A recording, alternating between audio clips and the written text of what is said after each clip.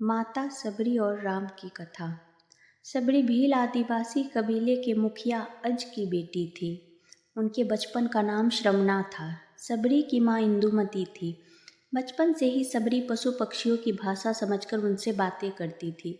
कुछ समय बाद सबरी के पिता ने उसका रिश्ता तय कर दिया। जैसे ही शादी का दिन नज़दीक आया, सबरी के घर वालों ने खूब सारी बकरियां और अन्य जानवर घर के पास लाकर बांध दिए।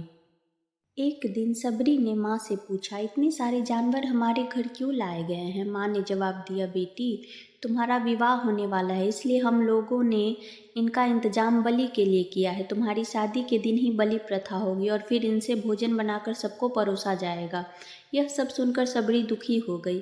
काफ़ी देर तक सबरी ने उन जानवरों को आज़ाद करने के बारे में सोचा। सोचते सोचते सबरी के मन में हुआ कि अगर ये जानवर यहाँ नहीं होंगे तो इनकी बलि रुक सकती है। यदि ऐसा नहीं हुआ तब जब मैं ही नहीं रहूँगी तब न विवाह होगा और न ही बलि प्रथा। इससे मासूम जानवर बच जाएंगे। इसी सोच के साथ जानवरों को रखी गई जगह पर सबरी पहुँची। उसने सोचा कि उन्हें खोल देती हूँ, लेकिन वो ऐसा नहीं कर पाई। उसके बाद सबरी जंगल की तरफ भागने लगी। भागते भागते सबरी ऋषिमुख पर्वत पहुंच गई। वहां ऋषि रहा करते थे। वो चुपचाप उसी जंगल में एक हिस्से में रहने लगी। सबरी रोजाना ऋषि मुनियों की झोपड़ी के आगे झाड़ू लगाती और हवन के लिए लकड़ियां लाकर भी रख देती। ऋषि मुनियों को समझ में नहीं आ रहा था कि जंगल में उनके काम अपने आप कैसे हो रहे हैं। एक दिन सबरी को किसी ऋषि ने देख लिया। उसे देखते ही उसका परिचय पूछा। जैसे ही सबरी ने बताया कि वो भील आदिवासी परिवार से संबंध रखती है, तो उसे ऋषियों ने खूब डांट लगाई। सबरी को बिल्कुल भी पता नहीं था कि उसकी जाति की वजह से अपमान सहन करना पड़ेगा। इसके बाद भी सबरी हर ऋषि के दरवाजे पहुंचती और उनके आंगन में झाड़ू लगाकर उनसे गुरु दीक्षा के लिए कहती। हर कोई सबरी को उसकी जाति की वजह से अपने आश्रम से भगा देता था। उसके बाद सबरी मतंग ऋषि की कुटिया में पहुंची।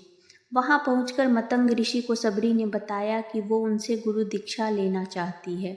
उन्होंने उसे अपने गुरुकुल में रहने दिया और भगवान से जुड़ा ज्ञान देते रहे।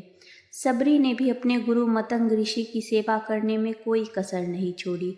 वो गुरुकुल के भी सारे काम करती थी। सबरी से खुश होकर मतंग ऋषि ने उसे बेटी मान लिया था। समय के साथ मतंग ऋषि का शरीर बूढ़ा हो गया। उन्होंने एक दिन सबरी को अपने पास बुलाया और कहा, बेटी, मैं अपना देह त्यागना चाह रहा हूँ। बहुत साल हो गए इस शरीर में रहते रहते। सबरी ने दुखी मन से कहा, आपके ही सहारे मैं इस जंगल में रह पाई हूँ। आप ही चले जाएंगे तो मैं जी कर क्या करूँगी? आप अपने साथ मुझे भी ले जाइए, मैं भी देह त्यागूंगी। मतंग ऋषि ने जवाब दिया, बेटी, तुम्हें चिंता करने की ज़रूरत नहीं है। राम तुम्हारी चिंता करेंगे और ध्यान भी रखेंगे। सबरी ने राम का नाम सुनने के बाद पूछा, वो कौन है और उन्हें मैं किस तरह से ढूंढूंगी? मतंग ऋषि ने बताया, राम कोई और नहीं, भगवान है। वो तुम्हारे सारे अच्छे कर्मों का फल देंगे। तुम्हें उन्हें ढूंढने की कोई ज़रूरत नहीं है। वो एक दिन खुद तुम्हें खोजते हुए इस कुटिया में आएंगे और तुम्हें उनके हाथों ही मोक्ष मिलेगा। तब तक तुम इसी आश्रम में रहो। इतना कहते ही मतंग ऋषि ने अपना शरीर त्याग दिया। सबरी के मन में मतंग ऋषि के जाने के बाद एक ही बात थी कि भगवान राम स्वयं उनसे मिलने आएंगे। वो रोज़ भगवान राम से मिलने के लिए बाग से अच्छे अच्छे फूल लाकर पूरा आश्रम सजाती और भगवान के लिए बेर तोड़ कर लाती। भगवान के लिए बेर चुनते हुए सबरी उन्हें चख लेती थी, ताकि भगवान वो सिर्फ मीठे बेर ही दे। रोजाना सबरी इसी तरह भगवान के दर्शन की आस में फूल और बेर इकट्ठा करती रहती थी। इसी तरह इंतजार में कई साल बीत गए। सबरी का शरीर एकदम वृद्ध हो गया। एक दिन आश्रम के पास ही तालाब में सबरी पानी पीने के लिए गई। तभी पास के ही एक ऋषि ने उसे अछूत कहते हुए वहां से भागने के लिए कहा और एक पत्थर मार दिया। पत्थर जब सबरी को लगा तो खून बहने लगा। बहते हुए खून की एक बूंद उसी तालाब के पानी में गिर गई।